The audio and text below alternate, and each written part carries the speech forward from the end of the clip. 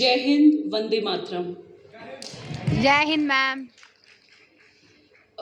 कुछ भी शुरू करने से पहले फिरोज भाई, विद ड्यू रिस्पेक्ट, मैं सबसे पहले ये क्लियर कर देना चाहती हूँ कि मैं किसी भी राजनीतिक दल का हिस्सा नहीं हूँ। I am an independent lawyer.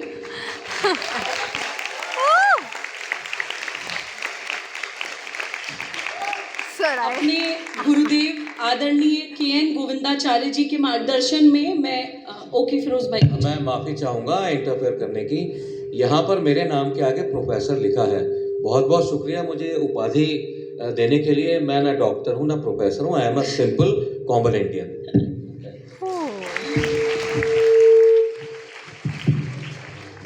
ये कन्फ्यूजन्स कई बार हो जाते हैं, क्लियर कर देना बेहतर होता है, क्योंकि आज जब मैं आप लोगों को एड्रेस करूंगी अपना फॉर्मल लेक्चर कहिए या संवाद कहिए शुरू करने से पहले मैं आप लोगों से ये ज़रूर कह देना चाहती हूँ कि मैं जो कुछ भी आज इस मंच के माध्यम से आप लोगों के साथ साझा करूँगी उसको बिना किसी प्री कंसीव्ड नोशन के, बिना किसी अजम्पशन के, बिना किसी पॉलिटिकल इंक्लिनेशन के एंड विदाउट एनी बायसनेस हम लोग सुनेंगे। This is my expectation from the daughters of India. Kamala Nehru college को, ख़ासतौर से डिपार्टमेंट ऑफ पॉलिटिकल साइंस को आपके एनुअल डिपार्टमेंट फेस्ट पॉलिटिक 23 की बहुत बहुत शुभकामनाएं। डॉक्टर नीना बंसल जी को बहुत बहुत धन्यवाद देना चाहती हूँ कि उन्होंने मुझे और राष्ट्र जागरण अभियान की टीम को यहाँ पर आने का मौका दिया।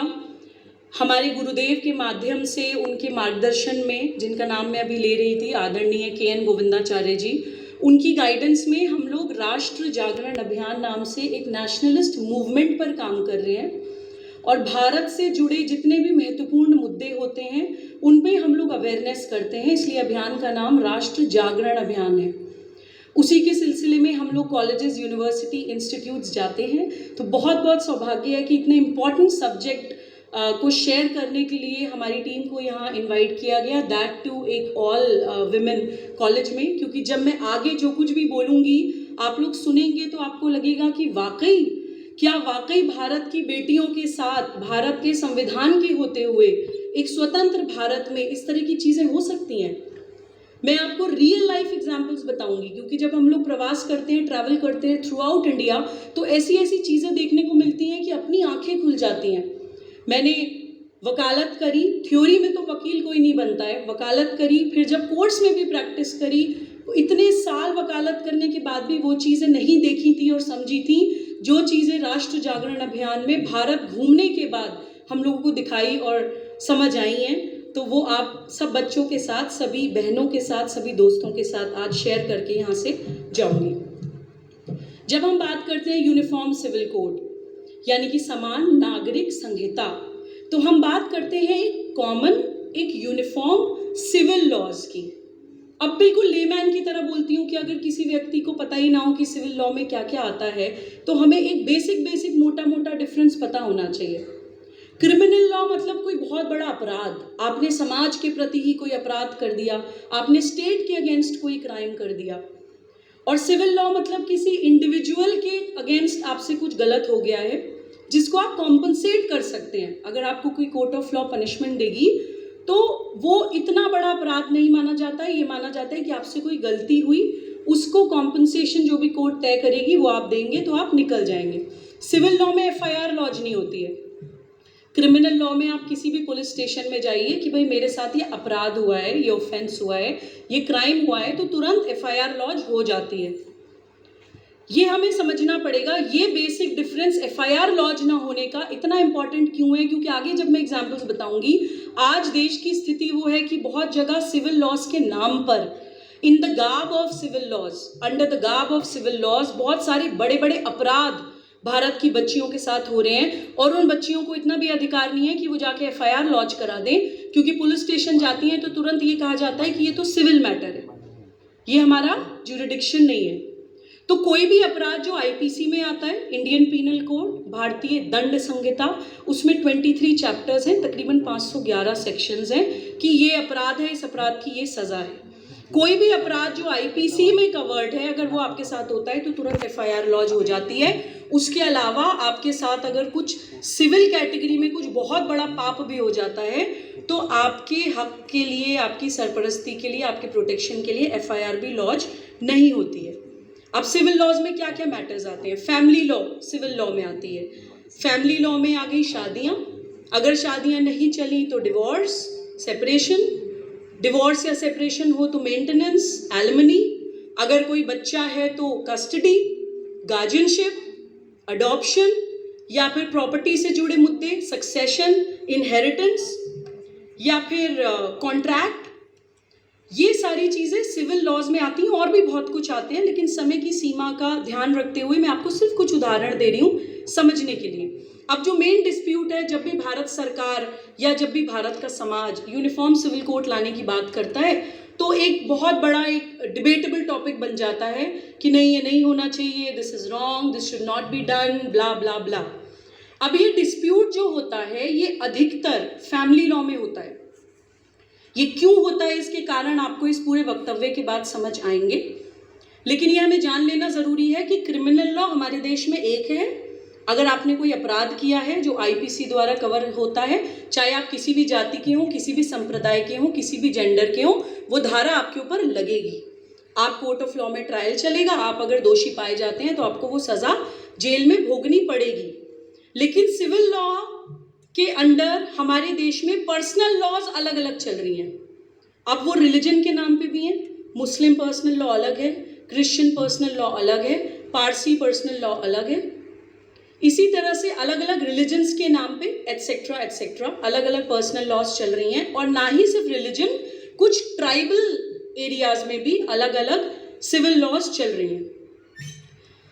अब हमारे संविधान के पार्ट 4 यानी कि आर्टिकल 36 टू आर्टिकल 51 बात करते हैं directive principles of state policy, यानी कि जो भी राज्य चला रहे हैं उनको एक डायरेक्शन, कुछ एक प्रिंसिपल्स कि आप स्टेट चलाएंगे तो आपको ये चीज़ें करनी है।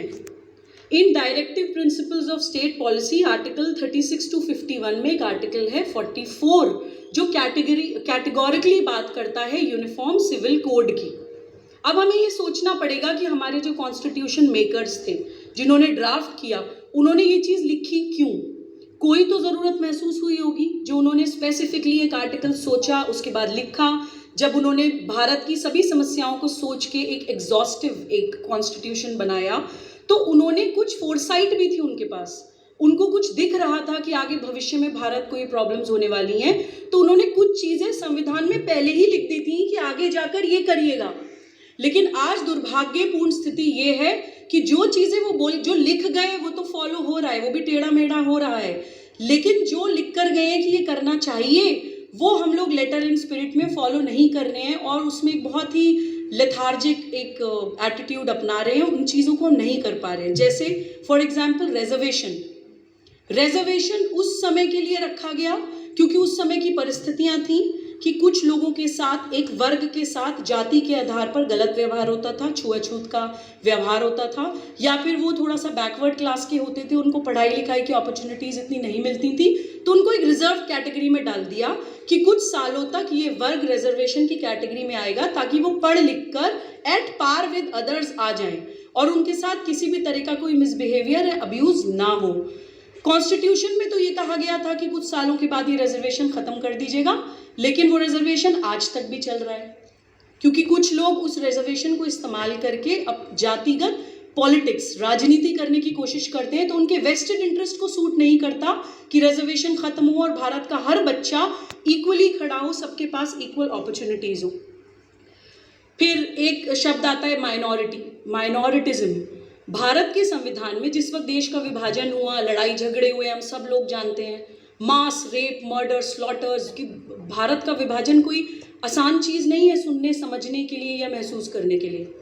उस वक्त क्योंकि मुस्लिम्स, जिस कम्युनिटी से मैं आती हूँ, जिस कम्युनिटी से फिरोज़ भाई आते हैं, क्योंकि वो परसेंटेज में कम थे, तो एक प्रिकॉशनरी मेजर्स के नाते उनको माइनॉरिटी का स्टेटस दे दिया गया कि ये कम है और बाकी लोग ज़्यादा हैं, कहीं ऐसा ना हो कि लड़ाई झगड़ा हो, इनके साथ कुछ बुरा हो। हालांकि भारत की नेशनल एथॉज में कभी भी किसी के साथ अब्यूज़ या वायलेंस करने का इतिहास नहीं है। हम इंट्रिंसिकली जेनेटिकली वायलेंट लोग नहीं हैं, लेकिन फिर भी रिस्पॉन्सिबल पोजीशन पे बैठे हुए लोगों ने सोचा कि इन लोगों को एक प्रोटेक्शन दिया जाए, तो माइनॉरिटी का दर्जा दे दिया। आज मुसलमान 20 करोड़ या 30 करोड़ है भारत। किसी भी कन्वेंशन के हिसाब से, कोई भी इंटरनेशनल परिभाषा, इंटरनेशनल कन्वेंशन, यूनाइटेड नेशंस की कोई परिभाषा, किसी के भी हिसाब से मुस्लिम माइनॉरिटी नहीं है। लेकिन आज भी अल्पसंख्यकवाद भारत में चल रहा है। क्यों?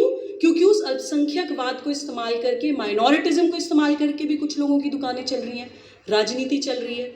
मैं मुस्लिम समाज के बच्चों को कहती हूँ कि मैं अपने माता पिता की इकलौती बेटी हूँ, मेरे 2 भाई हैं, तो क्या मैं अल्पसंख्यक हो गई? मैं तो और लाडली हुई। तो भारत का हर बच्चा, जब हम कहते हैं भारत माँ, तो भारत का हर बच्चा अपनी मातृभूमि के लिए, अपनी मदरलैंड के लिए बराबर है।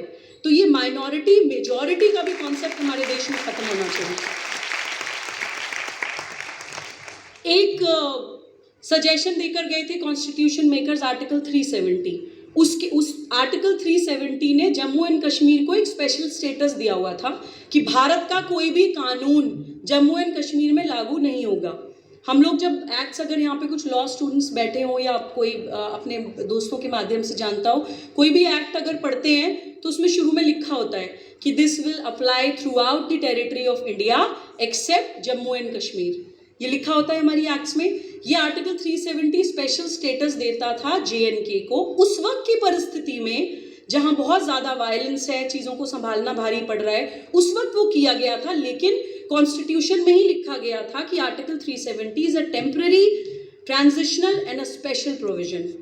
अब उस टेम्पररी को खींच के सालों साल तक चलाए चले गए। अब लकली खत्म हुआ है, तो अब JNK में स्थितियां, अभी तो बहुत टाइम लगेगा प्रॉपरली ठीक होने में, लेकिन थोड़ा ठीक होने की स्थिति अब वहाँ पर बननी शुरू हुई है। बहुत अपराध होते थे, पाकिस्तान का झंडा तक वहाँ पर लहरा दिया जाता था, केवल और केवल इस कारण कि भारत का कोई कानून वहाँ अप्लाई नहीं होता है। तो वहाँ पर बहुत गुंडागर्दी, अलगाववाद, आतंकवाद, ये सब उस गार्ब में होता था। अब आर्टिकल 44 में हमारे कॉन्स्टिट्यूशन मेकर्स क्लियरली लिख कर गए हैं, द स्टेट शैल एंडीवर, यानी कि राज्य प्रयास करेगा, to secure for the citizens a uniform civil code throughout the territory of India. Clearly लिखा गया है। तो आर्टिकल 44 तो आज तो आया नहीं है, जब शुरू से ही संविधान बनने के समय से लिखा हुआ है, तो हम ये क्लियर कर लें कि ये कोई पॉलिटिकल सब्जेक्ट नहीं है, ये किसी भी राजनीतिक दल का विषय नहीं है, ये भारत का विषय है। और article 37, if I am not wrong, ये भी कहता है कि this can not be enforced by any court of law. Yes, article 37 says कि uniform civil code is not enforceable by any court of law, but it is fundamental for the governance of country. यानी कि कोई court of law तो उसको enforce कर नहीं सकती, तो कौन करेगा? अगर कोर्ट ऑफ लॉ नहीं कर सकती है UCC को एनफोर्स, तो कौन करेगा? सरकारें ही करेंगी। तो कोई भी सरकार, चाहे वो प्रेजेंट गवर्नमेंट हो, चाहे वो आगे आने वाले समय में कोई बदली हुई सरकारें हो, कोई भी सरकार अगर यूनिफॉर्म सिविल कोड लाने का प्रयास करेगी, तो हम लोगों को एज सिटीजन्स ऑफ इंडिया उसका साथ क्यों देना चाहिए, ये मैं आप लोगों के साथ आगे साझा करूंगी। ओरिजिन पे थोड़ा सा चले जाते हैं। 1835 में ब्रिटिश गवर्नमेंट ने एक रिपोर्ट दाखिल करी, जिसमें उन्होंने कहा कि 1835, प्लीज नोट द डेट, तभी अभी भारत आज़ाद नहीं हुआ है, संविधान बनना तो दूर की बात है। ब्रिटिश सरकार ने एक रिपोर्ट दाखिल करी कि भारत का कानून कोडिफाइड होना चाहिए, कोडिफिकेशन होनी चाहिए, लेकिन पर्सनल लॉज को अभी अलग रहने देते हैं। अभी हम कानून बना देते हैं, लेकिन जो अलग अलग रिलीजन्स की चल रही हैं उनको नहीं छेड़ते हैं, उनको अलग रहने देते हैं। अब उसी सेम ब्रिटिश गवर्नमेंट ने 1941 में, इस कमेटी का नाम था BN राव कमेटी। आप लोग अपना अध्ययन इस पर और बढ़ाइएगा, मैं बहुत ही शॉर्ट में इसको कवर करके यहाँ से आ जाऊंगी। 1941 में सेम ब्रिटिश गवर्नमेंट ने BN राव कमेटी के अंतर्गत कोडिफाई करने की बात करी हिंदू लॉ। उन्होंने कहा दूसरी पर्सनल लॉ तो रहने दीजिए, लेकिन हिंदू लॉ को कोडिफाई कर दीजिए, क्योंकि वो इक्वल राइट्स देगा महिलाओं को इन रिगार्ड्स टू प्रॉपर्टी और बहुत सारी दूसरी चीज़ों में बराबरी और समानता का अधिकार महिलाओं को मिलने के लिए हिंदू लॉ कोडिफाई होनी चाहिए। इस रिपोर्ट ने फॉर्म लिया हिंदू कोड बिल। अब जब ये ड्राफ्ट राव कमेटी का डिस्कशन के लिए आया, पार्लियामेंट में, तब था 1951, यानी कि हमारा संविधान अब आ चुका है। ये बिल लैप्स हो गया। लैप्स होने के बाद इसको दोबारा लाया गया 1952 में। ये हम सब लोग जानते हैं कि कोई भी बिल, कानून यानी एक्ट बनने से पहले दोनों हाउसेस से पास होता है, फिर प्रेसिडेंट के सिग्नेचर होते हैं, तब कोई भी बिल एक्ट बनता है। ये कन्फ्यूजन मैं यूथ में सिटीजनशिप अमेंडमेंट एक्ट के समय भी देख रही थी कि सिटीजनशिप अमेंडमेंट बिल और सिटीजनशिप अमेंडमेंट एक्ट का फ़र्क हम लोगों को, अधिकतर बच्चों को, यूथ को नहीं पता था। इसलिए मैं यहाँ क्लियर कर रही हूँ कि कोई भी bill after proper thorough consideration draft parliament में जाता है, दोनों हाउसेज में पास होता है, राष्ट्रपति के सिग्नेचर होते हैं, तब वो एक एक्ट बनता है, कानून बनता है। तो ये हिंदू कोड बिल एक्ट बनने से पहले लैप्स हो गया, दोबारा 1952 में लाया गया। अब जब ये पास हुआ तो इस बिल के अंतर्गत हिंदू लॉ में चेंजेस हुए। 1955 में बिल का कुछ पोर्शन अडॉप्ट किया गया, Hindu marriage act. Hindu marriage act 1955 Hindu code bill का कुछ हिस्सा अडॉप्ट करके बनाया गया।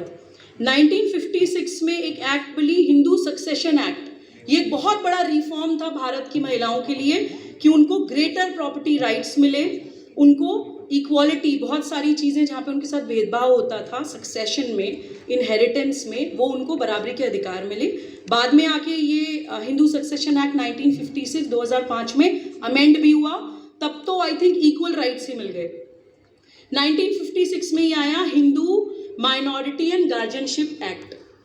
अब ये माइनॉरिटी एंड गार्जियनशिप भी कोडिफाई हो गया हिंदूज का कि ये आपका ये माना जाएगा, आप किसी भी वर्ग, किसी भी जाति के हो, भारत में कहीं भी रहते हो, this is that you have to follow. अब मेरा सवाल ये है as a Muslim woman and as a lawyer also कि जब हम ट्रैवल करते हैं, देखते हैं मुसलमान महिलाओं को बहुत जगह उनके साथ इनइक्वालिटी हो रही है, सिविल लॉज के नाम पे उनके साथ बड़े बड़े अपराध हो रहे हैं, तो मैं ये पूछती हूँ भारत सरकार से भी, या मैं पूछती हूँ हमारे समाज के जिम्मेदार लोगों से भी कि जब हिंदू कोड बिल के डिफरेंट एक्ट्स बनने के कारण हिंदू महिलाओं को समानता का, इक्वालिटी का राइट मिला, तो सेम वही राइट मुसलमान महिलाओं को क्यों ना मिले? हम लोग क्यों वंचित रहें अपनी एक लॉ ऑफ लैंड से, या जो हमारी कंट्री हमें एक प्रोटेक्शन दे सकती है, हमारी कंट्री लॉ में जो प्रोटेक्शन दे सकती है, वो हमें क्यों ना मिले? हमारे संविधान का आर्टिकल 15 भी कहता है no discrimination on the base of religion, race, caste, gender and place of birth. Article 15 clearly बोलता है कि इन 5 आधार पे कोई भी डिस्क्रिमिनेशन किसी भी भारतीय नागरिक के साथ नहीं होना चाहिए। तो मुस्लिम औरतों के साथ ये वायलेशन क्यों हो रहा है? संविधान की धज्जियां क्यों उड़ रही हैं पर्सनल लॉस के नाम पर? अब वो धज्जियां कैसे उड़ती हैं, क्विकली एग्जांपल्स बताती हूँ, बहुत सिंपल भाषा में, कुछ कॉम्प्लिकेटेड नहीं। पहला एग्जाम्पल, बाइगेमी यानी कि बहुविवाह भारतीय कानून के हिसाब से, हिंदू लॉ के हिसाब से प्रोहिबिटेड है। अब वो जो हिंदू कोड बिल एक्ट्स बनी, उससे पहले हिंदू पुरुष भी बहुविवाह करते थे, लेकिन जब हिंदू मैरिज एक्ट बना, जब बाइगेमी को एक पनिशेबल ऑफेंस बना दिया गया हमारी आईपीसी में, सेक्शन 494 आईपीसी, आई थिंक 7 साल तक की सज़ा है बहुविवाह के लिए। जब ये पनिशेबल ऑफेंस बना तो हिंदू पुरुषों ने मान लिया कि भाई हमारे देश ने इसको अपराध बना दिया है, अब हम ये नहीं करेंगे। लेकिन मुसलमान पुरुष इस आईपीसी की धारा, जो मैंने शुरू में आपको बताया था, क्रिमिनल लॉ ऑफ लैंड से बच के निकल जाता है, सिर्फ ये बोल के कि शरिया में तो 4 शादियां अलाउड है, मेरी पर्सनल लॉ अलाउ करती है तो मैं 4 शादियां कर सकता हूं, और आईपीसी के अपने देश की क्रिमिनल लॉ से बच के निकल जाता है। दूसरा एग्जाम्पल, हमारे देश में डोमेस्टिक वायलेंस एक्ट 2005, किसी भी महिला के साथ चाहे फिजिकल हो, इमोशनल हो, सेक्सुअल हो, इकोनॉमिक हो, वर्बल हो, किसी भी तरह का अब्यूज़ हो, किसी भी तरह का वायलेंस हो, वो डोमेस्टिक वायलेंस एक्ट में कवर होता है। ये क्लैरिटी भी मैं चाहती हूँ कि बच्चियों को खास तौर से होनी चाहिए। हम लोगों को लगता है violence means physical violence, there are many categories of violence. बहुत सटल वायलेंस भी होता है, बहुत इंसीडियस वायलेंस भी होता है, जो बहुत जहरीला, बहुत पेनफुल होता है, बट हमें दिखाई नहीं देता। ये एक कोर्ट ऑफ लॉ में एक बार आर्ग्यूमेंट में मैंने अपनी एक विक्टिम थी, एक बच्ची, डोमेस्टिक वायलेंस एक्ट का केस था, उसमें मैंने आर्ग्यूमेंट में यही बोला कि जज साहब कोई डंडा मारे और नील पड़ जाए शरीर पर तो दिखा दे वो आपको आके, अगर कोई चूंटी काटता रहे तो वो कैसे दिखाएगी? कैसे दिखाएगी? हर चीज़ का एविडेंस तो होता नहीं है। और डोमेस्टिक वायलेंस एक्ट बहुत एग्जॉस्टिव है, उसमें हर तरह की वायलेंस कवर्ड है, लेकिन मुस्लिम महिलाओं को वो डोमेस्टिक वायलेंस एक्ट का भी प्रोटेक्शन नहीं मिलता। सोचिए एक आदमी, we are all girls here, हम अपने हस्बैंड को अपने सामने किसी दूसरे से शादी करते हुए देख रहे हैं, हम जिंदा हैं, हम मरे नहीं हैं। और जैसे फिरोज़ भाई ने बोला कि इस्लामिक लॉ के हिसाब से परमिशन ली जाती है, मुझे तो नहीं लगता कि अपनी सेंसेस में कोई भी महिला दूसरी शादी की परमिशन दे सकती है। It is not emotionally and psychologically possible. और मुसलमान पुरुष अपनी बीवी के होते हुए दूसरी शादी करता है, psychological, emotional, sexual, verbal, economic, हर कैटेगरी का वायलेंस करता है अपनी बीवी के साथ, बिना उसको क्लोजर दिए दूसरी शादी कर लेता है जाके, बिना पहली बीवी को डिवोर्स दिए दूसरी शादी कर लेता है जाके। लेकिन उस मुसलमान महिला को डोमेस्टिक वायलेंस एक्ट का प्रोटेक्शन इसलिए नहीं मिलता क्योंकि अनफॉर्चुनेटली उसकी समाज is covered by the personal law, और भारत का कानून भारत की उस बेटी को प्रोटेक्शन नहीं दे पाता है। एग्जाम्पल नंबर 3, सपोज करिए एक मुसलमान पुरुष और मुसलमान महिला की शादी खट्टी हो गई, रिलेशनशिप चल नहीं पाई, डिवोर्स होना है। तो वही जो मैंने आपको बताया कि मुसलमान पुरुष तो उसको बिना डिवोर्स दिए दूसरी शादी कर सकता है, लेकिन वो महिला नहीं कर सकती, वो अटकी रहेगी। ऐसे बहुत सारे केसेस, ये जितने भी एग्जाम्पल्स मैं आपको बता रही हूँ, I have handled all these cases, ये रियल लाइफ एग्जाम्पल्स हैं।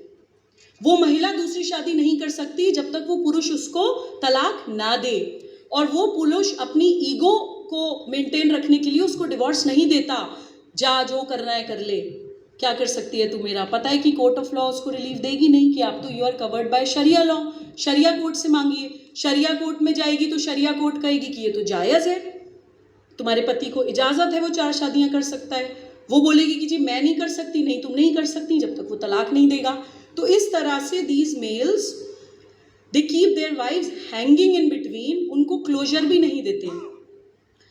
अनदर एग्जाम्पल, अगर एक मुसलमान आदमी और मुसलमान औरत का तलाक हो जाता है, सपोज करिए शरिया के हिसाब से, सारे आदमी तो इतने ख़राब नहीं होते, कोई आदमी है सोचता है कि चलो नहीं चली तो तलाक दे देते हैं, शरिया के हिसाब से उनका काजी बैठा, तलाक तलाक तलाक बोला, पेपर साइन हो गया, जैसे निकाहनामा होता है ऐसे तलाकनामा होता है, ये लीजिए जी आप अपने रास्ते में अपने रास्ते। अगर ये हो गया और उनमें से किसी एक व्यक्ति को सपोज करिए दूसरी शादी किसी नॉन मुस्लिम से करनी है, किसी गैर मुस्लिम से करनी है, तो वो शादी हो सकती है स्पेशल मैरिज एक्ट में। स्पेशल मैरिज एक्ट प्रॉपर जज के सामने, मजिस्ट्रेट के सामने होती है। स्पेशल मैरिज एक्ट में प्रॉपर डिवोर्स डिक्री मांगते हैं, या फिर मांगते हैं कोई order of separation, order of divorce लाइए, passed by a competent court of law. वो उस तलाकनामे को नहीं मानेंगे। तो मेरे पास ऐसा भी केस आया है कि दोनों पार्टनर्स का तलाक हुआ, एक पार्टनर ने शादी पहले कर ली, उसको बच्चा भी हो गया, दूसरे पार्टनर ने शादी लेट करी लेकिन उसको शादी किसी नॉन मुस्लिम से करनी थी, उसको अब तलाक की डिक्री की ज़रूरत पड़ी, तो अब अपने एक्स पार्टनर को कांटेक्ट करना पड़ा कि मुझे एक प्रॉपर तलाक चाहिए। फिर वो प्रॉपर रजिस्ट्रार के सामने जैसे वैसे सेटिंग वेटिंग करके एक डिवोर्स हुआ, और उस पार्टनर का बच्चा भी हो चुका है। यानी कि on paper divorce paper is उसकी दूसरी शादी के बच्चा होने के बाद का, यानी कि उसका पहले से डिवोर्स वो बच्चा होने के भी बाद हो रहा है जो उसका एग्जिस्टिंग पार्टनर है। तो इस तरह की कॉम्प्लिकेशंस, इस तरह की कन्फ्यूजन्स, रियल लाइफ कन्फ्यूजन्स होते हैं अलग अलग पर्सनल लॉज होने के कारण। एक और एग्जांपल देती हूँ, शादी की उम्र शरिया लॉ में मानी जाती है प्यूबर्टी, यानी कि किसी भी बच्ची को पीरियड्स होने स्टार्ट हुए तो she has attend the age of marriage. अब वो मैरिजेबल एज की है, पहले तो 15 साल में होते थे, अब आजकल हार्मोनल चेंजेस, गर्मी, क्लाइमेटिक चेंज, ये वो कई बार 12 साल की बच्चियों को भी पीरियड्स हो जाते हैं। तो आज के समय में शरिया के हिसाब से 12 साल की बच्ची निकाह के लायक हो जाती है। धज्जियाँ उड़ा देते हैं prohibition of child marriage act, जो ये कहता है कि 18 साल उम्र कम से कम बच्चियों की होनी चाहिए, 21 साल उम्र कम से कम लड़कों की होनी चाहिए। स्टैटिस्टिक्स कहते हैं हमारे देश में आज भी 23% चाइल्ड मैरिजेस होती हैं। अब कुछ लोग ये आर्ग्यूमेंट लेके आते हैं कि आप क्या कहना चाह रही हैं कि 23% सिर्फ मुसलमानों में होती हैं। मैं कहती हूँ नहीं, मैं ये नहीं कह रही हूँ कि सिर्फ मुसलमानों में होती हैं, लेकिन मैं अज्यूम क्यों ना करूँ कि ज़्यादातर मुसलमानों में होती हैं, because I have valid reasons to assume that. उन्होंने बोला क्या आपके पास वैलिड रीजंस है, मैंने उनको एग्जाम्पल दिया। हिंदू मैरिज एक्ट में शादी की उम्र है लड़की की 18 साल, लड़के की 21 साल। क्रिश्चियन मैरिज एक्ट 1872 में शादी की उम्र है लड़की की 18 साल, लड़के की 21 साल। फॉरेन मैरिज एक्ट 1969 में शादी की उम्र है लड़की की 18 साल, लड़के की 21 साल। स्पेशल मैरिज एक्ट में शादी की उम्र है लड़की की 18 साल, लड़के की 21 साल। मुस्लिम पर्सनल लॉ में शादी की उम्र है एज ऑफ प्यूबर्टी। अब वो प्यूबर्टी 12 साल में हो गई तो आप कुछ नहीं कर सकते, उसकी शादी कर दी, चाहे चाइल्ड मैरिज एक्ट का प्रोहिबिशन कुछ भी, आप कुछ भी वायलेट करिए, कॉन्स्टिट्यूशन वायलेट करिए, क्रिमिनल लॉ वायलेट करिए, चाइल्ड मैरिज एक्ट वायलेट करिए, but you will be protected because you are covered by शरिया। और वो बच्ची किस अब्यूज से गुजर रही है, that's a different story altogether. एक और उदाहरण देती हूँ, तलाक बिद्दत जो हमारी प्रेजेंट गवर्नमेंट ने बैन किया है। तलाक बिद्दत होता था कि कोई भी मुस्लिम पुरुष एक मुसलमान महिला को एक बार तलाक तलाक तलाक बोल दिया, यानी कि 3 प्रोनाउंसमेंट्स ऑफ तलाक इन 1 इंस्टेंस, उसको भारत सरकार ने बैन कर दिया कि कोई भी मुस्लिम पुरुष ये करेगा तो वो वैलिड नहीं है, लीगल नहीं है। वो महिला FIR करा सकती है और आई थिंक 3 साल तक का उसमें सज़ा का प्रावधान है। लेकिन जैसे फिरोज भाई ने बताया, तलाक बिद्दत तो बैन हो गया है, लेकिन तलाक हसन और तलाक एहसन अभी भी चल रहा है। अब ये क्या है, ये extra judicial forms of divorce हैं, यानी कि आपको कोर्ट ऑफ लॉ नहीं जाना है, और ये 1 साइडेड प्रोनाउंसमेंट ऑफ तलाक है। लड़की की मर्जी मैटर नहीं करती, पति तलाक बोलता है। अब क्या करते हैं, वो एक साथ नहीं बोलते तलाक तलाक तलाक। तलाक हसन और तलाक हसन में आपको 3 बार ही तलाक बोलना पड़ता है, बट थोड़े थोड़े टाइम बाद, अभी बोल दिया, फिर 1 महीने बाद बोल दिया, फिर 1 महीने बाद बोल दिया। क्या रिलीफ मिला? यही रिलीफ मिला कि भाई एक साथ नहीं हो सकता, 1-1 महीने के गैप में 3 महीने बाद हो जाएगा। What kind of relief is this? Extra judicial divorces कि कोर्ट ऑफ लॉ से बाहर जाके कोई भी किसी को भी दे दे, और 1 साइडेड डिवोर्सेस कि without the consent of your partner, 1 sided आपने बोला। निकाह के टाइम पे तो कबूल है कबूल है कबूल है दोनों से कराया जाता है, तो तलाक के टाइम पे तलाक भी कबूल है कबूल है कबूल है दोनों से कराना चाहिए। वो 1 साइडेड क्यों होता है? उसमें महिला की मर्जी मैटर नहीं करती। अब एक एग्जाम्पल मैं आपको ऐसा देना चाहती हूँ, जब ये मुझे पता चला था मेरे होश उड़ गए थे, and I felt really angry as a mother. मैं एक 5 साल के बच्चे की माँ हूँ, और जितनी भी यहाँ पे महिलाएं आगे बैठी हैं या जो भी अपने घरों में भी कोई देखता है कि बच्चे हैं, as per sharia law mother is not the natural guardian of her own child. जिस बच्चे को आपने अपनी कोख में रखा, 9 महीने उसको दूध पिलाया, उसकी बॉडी का एक एक ऑर्गन आपके ब्लड की बूंदों से बना है। You are not the natural guardian of your own child. एक केस आया, एक महिला की जी मेरे पति की डेथ हो गई और मेरे ससुराल वालों ने मुझे घर से निकाल दिया। अब उनको अप्रोच किया गया तो वो शरिया लॉ कोर्ट करते हैं कि हस्बैंड की डेथ के बाद बीवी is not the natural guardian, या तो फादर और his executor, in absence of an executor paternal grandfather, paternal grandfather भी नहीं है तो चाचा ताऊ कोई भी चलेगा, लेकिन माँ नेचुरल गार्जियन नहीं है। बच्चा छीना, घर से निकाल लिया, कहाँ से लेगी वो अपने बच्चे की custody? She is covered by sharia law. Court में जाएगी कि आप शरिया में जाके रिलीफ मांगिए, और वहाँ शरिया कोर्ट्स में क्या होता है, that is known to all of us. एक और एग्जाम्पल, हम लोग राष्ट्र जागरण अभियान में प्रवास करते हुए, ट्रैवल करते हुए पहुँचे हैदराबाद, तेलंगाना। वहाँ पर हमें पता चला कि एक शादी होती है मिस्यार मैरिज। मिस्यार का मतलब होता है टू स्टॉप बाय। मिस्यार का मतलब होता है to stay for a short time. अब मिस्यार मैरिज ये होती है कि जब कोई मुस्लिम पुरुष ट्रैवल कर रहा है, यात्रा कर रहा है, तो उस यात्रा के दौरान उसको जो भी पसंद आ रही है महिला या बच्ची, जिसने भी प्यूबर्टी एज अटेन कर ली हो, वो उसके साथ निकाह कर सकता है। उस निकाह में कोई राइट्स नहीं होते, उस निकाह को सीक्रेट रखा जाता है, उस निकाह में कोई एलिमनी राइट नहीं है आपके पास, मेंटेनेंस राइट नहीं है। जितनी ड्यूरेशन वो यात्रा चलेगी उतनी ड्यूरेशन वो निकाह चलेगा। जब वो यात्रा, ट्रिप, टूर खत्म हो जाएगा, वो बंदा चला जाएगा और शादी की एक्सपायरी डेट हो जाएगी। नो राइट्स ऑफ मेंटेनेंस और रेजिडेंस और no kind of stability, and the girl is supposed और expected to waive off all her rights as a wife.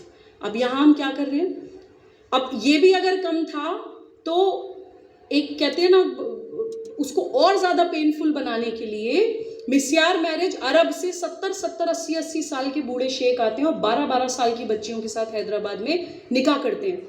POCSO act का वायलेशन, धज्जियाँ उड़ा देते हैं क्या पॉक्सो एक्ट, 20-20 साल की सज़ा है पॉक्सो एक्ट में हमारे देश में।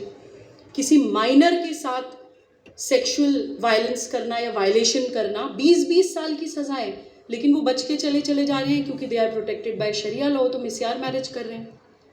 एक और एग्जाम्पल, अडॉप्शन भी अलाउड नहीं है मुसलमान को एज पर शरिया लॉ। आपका बच्चा नहीं है, दूसरी शादी कर लीजिए, दूसरे से नहीं हो रहा तीसरी कर लीजिए, तीसरे से नहीं हो रहा चौथी कर लीजिए, लेकिन आप लीगली बच्चा अडॉप्ट नहीं कर सकते। कुछ लोग शरीफ भी होते हैं बेचारे, हर आदमी तो दूसरी तीसरी शादियाँ करता नहीं है। कुछ लोग शरीफ होते हैं, अगर उनको लगता है नहीं मैं तो अपनी बीवी से प्यार करता हूँ, मैं बच्चा अडॉप्ट कर लेता हूँ, ऐसा भी एक केस है। अडॉप्ट कर लिया, कोई लीगल राइट्स नहीं है उस बच्चे के as per sharia law, property में या बहुत सारी चीज़ें होती हैं जो एक बायोलॉजिकल बच्चा अपने पेरेंट्स से इनहेरिट करेगा, वो अडॉप्टेड चाइल्ड नहीं करेगा क्योंकि वो शरिया में कवर हो रहा है और शरिया में अडॉप्शन लीगल नहीं है। हालांकि इसमें एक रिलीफ मिला, Shabnam Hashmi versus union of India करके एक केस था। राइट टू अडॉप्ट होता है जुवेनाइल जस्टिस एक्ट में, उसमें सुप्रीम कोर्ट की आई थिंक 3 जजेस बेंच ने ये जजमेंट दिया कि right to adopt as per juvenile justice act will prevail over all laws and over all personal laws and religious codes. आप किसी भी रिलीजन के हों, आप जुवेनाइल जस्टिस एक्ट के अंतर्गत उसका सेक्शन 2AA आपको जो अधिकार देता है, जो भी प्रॉपर तरीका है आप अडॉप्ट कर सकते हैं। ये डिफाइन करता है अडॉप्शन ये एक्ट।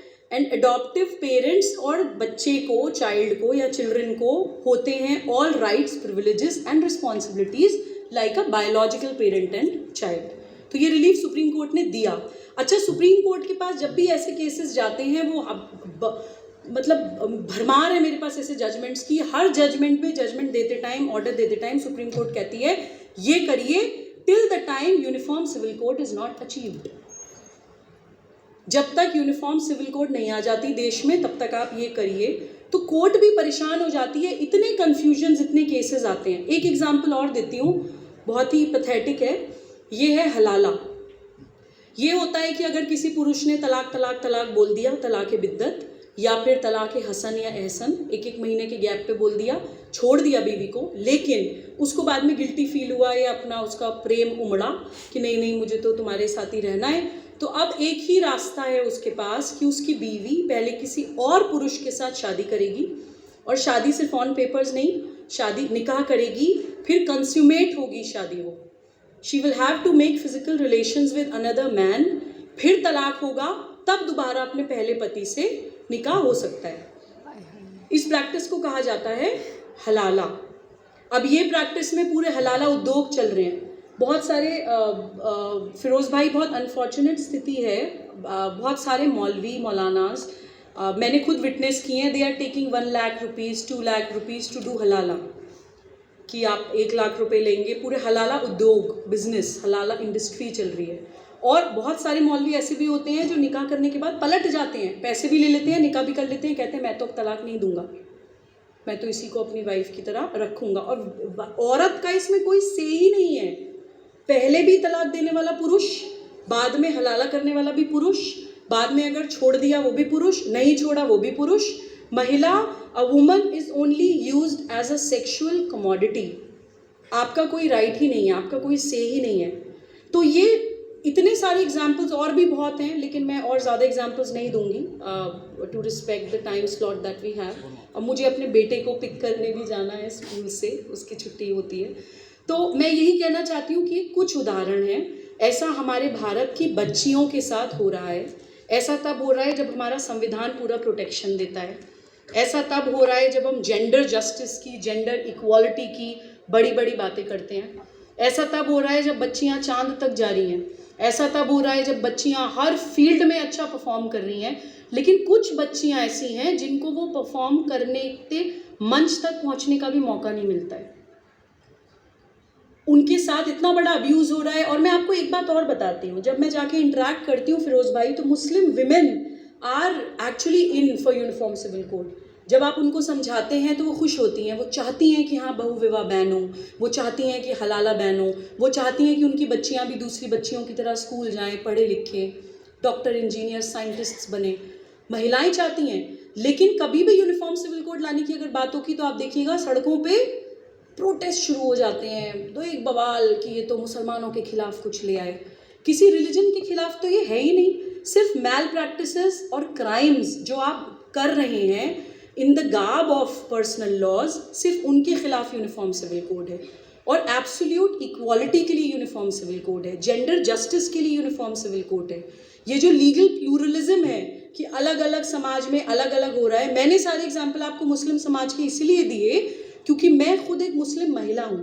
मुझे ये मंच मिल रहा है क्योंकि मेरे अब्बा ने मुझे बेटे की तरह पाला, मुझे अपॉर्चुनिटीज़ दी, मुझे पढ़ाई लिखाई मिली, मुझे समाज में जाने दिया गया, मुझे एक्सप्लोर करने दी गई अपनी कॉलिंग। तो आई एम गेटिंग दिस मंच to speak up my mind. तो मैं उन बच्चियों के लिए अपने समाज की क्यों ना बोलूं जिनको वो प्रोटेक्शन नहीं मिल रहा है।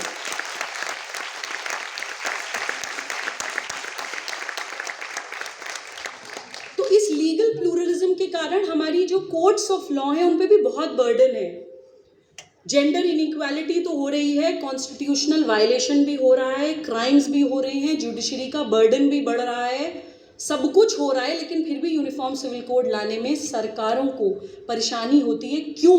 उस क्यों के साथ मैं आपको यहाँ छोड़ के जाऊंगी so that you do your research and study about it. वो क्यों है? डिविजिव पॉलिटिक्स, बांटने वाली राजनीति। 25-30 करोड़ है मुसलमान, माइनॉरिटी नहीं है, लेकिन कुछ लोगों को राजनीति करनी है माइनॉरिटिज्म की। कुछ लोगों को ये करना है, कोई भी मुद्दा लेके भड़का देना है कि देखो देखो मेरे साथ बुरा हो रहा है। जब बुरा होगा तो आप प्लाकार्ड्स लेके सड़कों पे उतरेंगे, आप प्रोटेस्ट करेंगे, जब आप प्रोटेस्ट करेंगी सरकारें दबाव में आएंगी। ये हम लोगों को वंस एंड फॉर ऑल समझ लेना होगा कि जो एब्सोल्यूट पावर होती है वो सरकारों के हाथ में नहीं होती है, वो समाज के हाथ में होती है। मेरे गुरुदेव बहुत अच्छी बात कहते हैं कि सबसे ऊपर होती है समाज सत्ता, उसके नीचे होती है राज सत्ता। सरकारें हमेशा वही पॉलिसीज़ बनाती हैं, वही एक्ट्स बनाती हैं जो उनको लगता है कि सरकार की मांग है, समाज की मांग है। आज अगर हम लोग स्पेशली विमेन एक बहुत ही सशक्त आवाज़ बन के सरकार के सामने जाएं कि हमें यूनिफॉर्म सिविल कोड चाहिए, या फिर यूथ ऑफ भारत या फिर डॉटर्स ऑफ भारत आगे आकर बोलें कि नहीं यूनिफॉर्म सिविल कोड की हमारे देश को ज़रूरत है, तो मुझे लगता है कि सरकारों को भी आसानी रहेगी। और मुस्लिम समाज, अगर यहाँ कोई मुस्लिम बच्चा भी बैठा है तो उनको भी एक चीज़ बोल के भड़काया जाता है, article 25 of Indian constitution which gives us right to practice, profess and propagate our religion. I respect that. As a Muslim मुझे अधिकार है कि मैं अपने मज़हब का, अपने रिलीजन का पालन करूं, प्रचार करूं, प्रसार करूं, लेकिन मुझे ये अधिकार नहीं है कि मैं अपराध करूं रिलीजन के नाम पर। मुझे ये अधिकार नहीं है कि मैं कॉन्स्टिट्यूशन वायलेशन करूं रिलीजन के नाम पर। मुझे नमाज पढ़ने का अधिकार है, डेफिनेटली नमाज पढ़ने का अधिकार है, लेकिन मुझे अधिकार नहीं है कि मैं सड़कें रोड ब्लॉक करके नमाज पढ़ूं। पब्लिक ऑर्डर, मॉरलिटी, डिसेंसी, ये लिमिटेशंस होती हैं किसी भी सिटीजन की। हमें बच्चों को भड़काया जाता है। Fundamental rights, article 12 to article 35 talks about fundamental rights in are Indian constitution. मेरे इंट्रोडक्शन में भी बोला गया था कि I always talk about performing duties rather than asking for rights, क्योंकि राइट्स के नाम पर अधिकतर युवाओं को भड़काया जाता है, वर्गलाया जाता है। आपका अधिकार है, फंडामेंटल राइट है प्रोटेस्ट करना, बिल्कुल, लेकिन पीसफुल असेंबली और अनलॉफुल असेंबली का अंतर समझिए। You are not allowed to put the entire city as a hostage, जो हमने CNRC में देखा था कि पूरी सड़कें जाम थी, लोग ऑफिस नहीं जा पा रहे हैं, 4 महीने का बच्चा ठंड में लेकर बैठ गए, मर गया। आपको कोई अधिकार नहीं है कोल्ड ब्लडेड मर्डर करने का। तो राइट टू प्रोटेस्ट में हमें बिल्कुल अधिकार देता है हमारा देश। Right to practise, profess and propagate our religion बिल्कुल अधिकार देता है हमारा देश। और 12 से 35 तक जो भी अधिकार हैं भारत के हर नागरिक के हैं, किसी भी भाषा, किसी भी जाति, किसी भी क्षेत्र, किसी भी संप्रदाय। But all fundamental rights are subject to certain limitations, public order, morality, decency. इसी बात के साथ मैं अपनी वाणी को विराम देती हूँ। जय हिंद, वंदे मातरम।